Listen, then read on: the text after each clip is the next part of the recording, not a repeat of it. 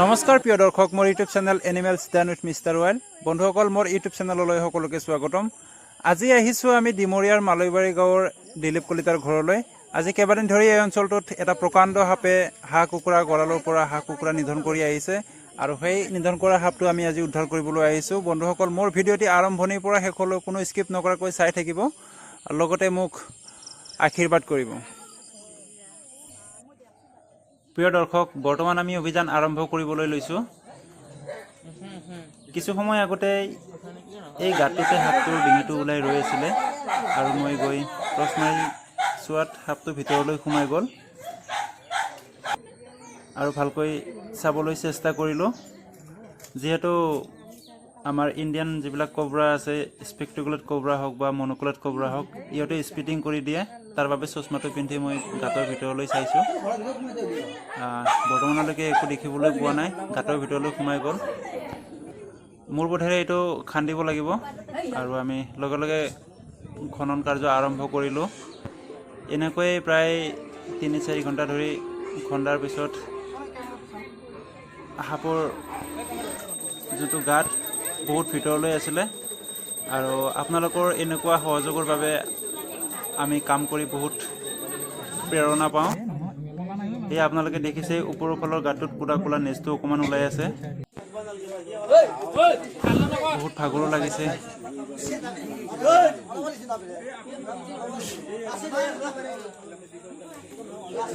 মানুহবোৰ অকণমান আঁতৰি দিব দেই, সাপটো দেখিবলৈ পাইছোঁ। আপোনালোকে অকণমান আঁতৰি দিব দেই। অচিত স্পিটিং কৰিছে। গামোচাখন দিয়ক। বহুত ৰিক্স হয় গাঁতৰ ভিতৰত সাপ ওলোৱা। নচিবটো ভাল আছিলে বাবে চকুত পৰা নাই বাৰু। চশমাযোৰ মুচি দি মাথাত ধৰা আছে। টেনশ্যন নাই।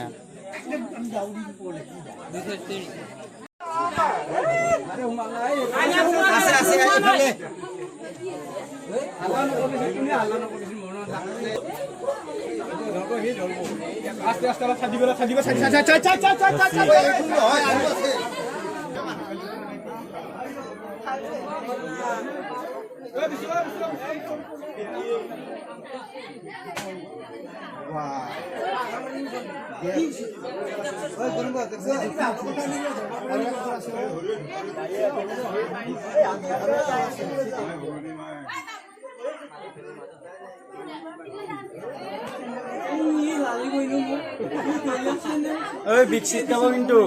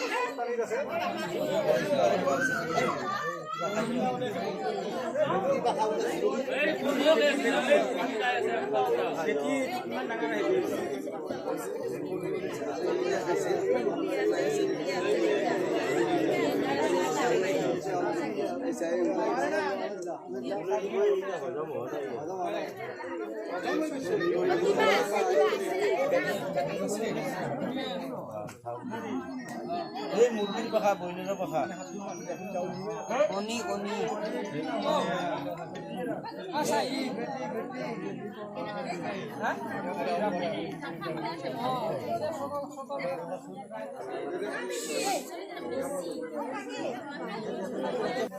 সেকেন্ড মনে মনে থাকবে মোক কৈ দিম কি সাপ কি কথা ঠিক আছে ঐ চবে মনে থাক এডাল আমাৰ অসমীয়াত চকৰি ফেটি বুলি কয় আৰু ইয়াক ইংৰাজীত মনোপ্লেট কবৰা বুলি কয় ঠিক আছে ইয়াৰ গাত নিউৰোটক্সিন বিষ থাকে এই কামুৰিলে প্ৰায় 40ৰ পৰা 50 মিনিটৰ ভিতৰত মানুহৰ মৃত্যু হয় ঠিক আছে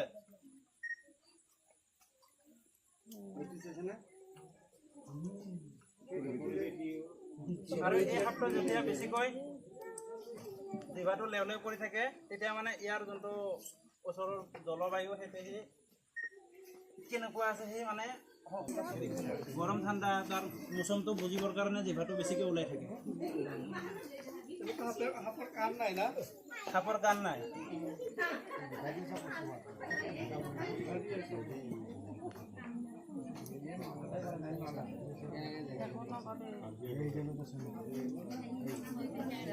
নকলাবি নকলাবি জাগাত থিয় থাক বুলি যায় কাষ ডাইৰেক্ট নকলাবি থেংক ইউ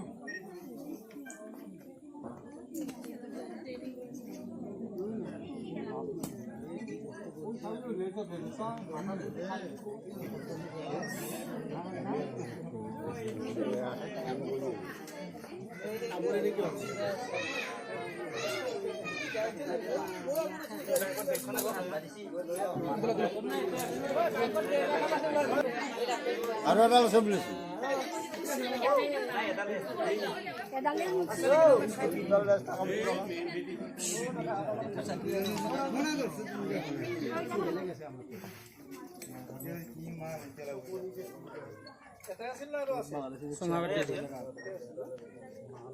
এটা প্ৰায় 4.5 ফুট মান হ'ব নেকি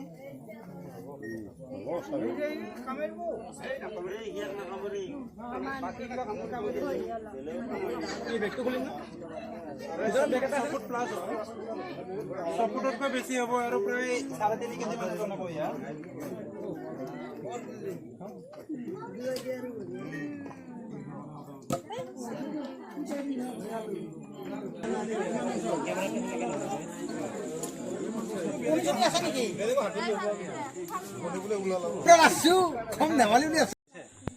নমস্কাৰ ৰাইজ এই ভাইটিটো মোৰ এটা বহুত উপকাৰ কৰি দিলে মোৰ বহুত দিনৰ পৰা মোৰ হাঁহ মুৰ্গী বহুত খাই আছিল আৰু মোৰ ঘৰৰ তলতে তাৰমানে এই ভাইটিটোৱে মোটামুটি 10 ঘণ্টামান সেই মাটি খানি সাপ কৰি ওলাইলে সেইটোৰ কাৰণে মই ভাইটিটোক মই ধন্যবাদ দিছোঁ সেই ভাইটি বহুত বহুত ধন্যবাদ তিনি আৰু ওপৰত দিলে আৰু উঠি যাওঁ আৰু গাঁৱৰ আমাৰ উন্নতি হ'ব আৰু এনেকুৱা কাম কৰিলে নিশ্চয় আপোনালোকৰ আশীৰ্বাদ থাকিলে আকৌ এনেকুৱা ভাল কাম কৰি যাম বুলি প্ৰতিশ্ৰুতি থাকিলে আপোনালোকৰ ওচৰত এইখিনিয়ে আৰু বাকী আপোনালোকে বেছি হেৰি কৰিব নালাগে কিবা অসুবিধা পালে মোৰ ফোন নাম্বাৰ দিয়া আছে আপোনালোকে জানে মোৰ ফোন নাম্বাৰ ভিডিঅ' লিংকতো থাকে তাতে কল কৰিলে হ'ল আৰু মোক কৈ দিলে হ'ল প্ৰত্যেক সময়তে আহিব নোৱাৰোঁ কাৰণ মই ডিউটিত থাকোঁতো অলপ অসুবিধা হয় তথাপিও মই ফ্ৰী সময় পালে মই নিজে গুচি আহোঁ আজিও তেনেকৈ ৰাতিপুৱা ডিউটি কৰি গুচি আহিলোঁ বাৰু বিপদত পৰি আছে বুলি কৈছে যেতিয়া এইটো সাপটো কি আছিল সাপ আজি এইটো সাপ আছিলে আপোনাৰ চকৰি ফেটি বুলি কয় অসমীয়াত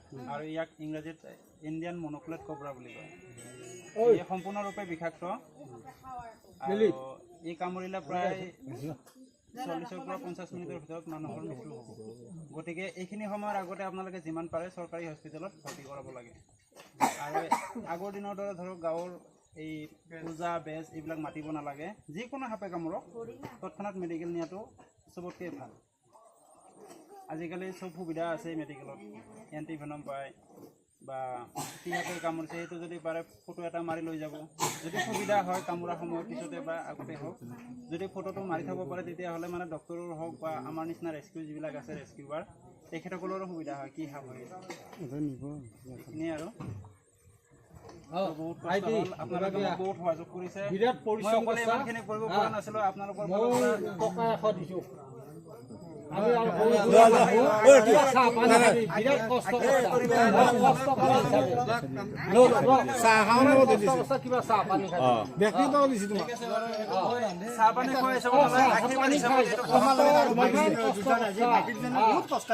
মাতিলি আহা মাতিলি জান আহা দাদা সাপটো যে ল'লে কি কৰিব এইটো নিৰাপদ স্থানত এৰি দিম আৰু বাকী তেনেকুৱা ধৰক চিৰিয়াখানাত দিয়াৰ এতিয়া কোনো প্ৰশ্ন নাহে বাৰু, যিহেতু আমাৰ ইয়াত বহুত নিৰাপদ স্থান আছে, তাত এৰি দিম ইয়াত সুৰক্ষিত হৈ থাকিব।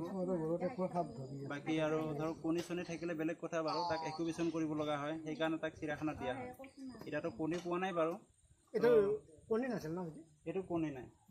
আচ্ছা, এইটো মানে কি হ'ল, ৰাতি হাঁহ কুকুৰা গঁৰালত সোমাইছে, কুকুৰা খাইছে আৰু কণী খাইছে। এতিয়া ৰিচেণ্টলি ইয়াতে কুকুৰাৰ পৰা কিছুমান পাখি চাখি ওলাইছে অলৰেডি। তো ই মানে খাই বৈ পুৰা পেট ফুল হৈ আছে, তাৰ কাৰণে সি ৰেষ্ট কৰি আছিলে। খোৱাৰ পিছত বেছি দূৰ যাব নোৱাৰে, মানে বহুত সময় লাগে ৰেষ্ট কৰিবলৈ। আৰু সাপে প্ৰত্যেক দিনে খাদ্য নাখায়, মেইন কথা এইটো। সৰু সাপ হ'লে 2-3 দিনত খাব, ডাঙৰ সাপ হ'লে অলপ বেছি সময় লয়। যদি ডাঙৰ খাদ্য খাই বেছি সময় ল'ব, সৰু খাদ্য খালে সৰুকে মানে জাগাতে ৰেষ্ট লৈ লয় ন?